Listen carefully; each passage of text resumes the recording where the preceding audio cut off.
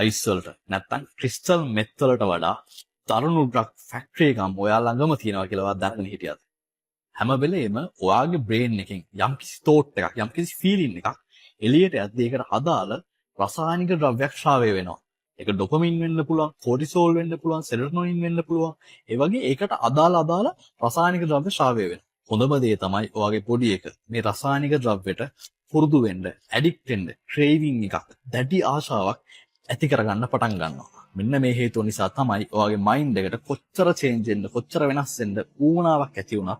ඔයාගේ බොඩි එක පාස්ට් එකේ ලැබිච්ච ඒ කිමිකල්ස් එක්ක ස්ටක් වෙලා, ඒ කිමිකල්ස් වල පුරුදු වෙලා, ඒකෙන් ගැලවෙන්න නැතුව, ඒකෙන් මිදෙන්න නැතුව ඉන්න බලන්නේ හැම වෙලේම.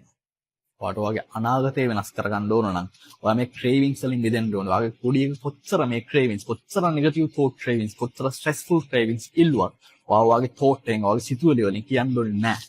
මට ඕනේ මේ ක්‍රේවිං එක නෙමෙයි, මට ඕනේ ෆියුචර් එකේ ලස්සන ජීවිතයක්, ෆියුචර් එකේ ලස්සන තෝට්ස් ටිකක්, ලස්සන ෆීලිංග්ස් ටිකක්.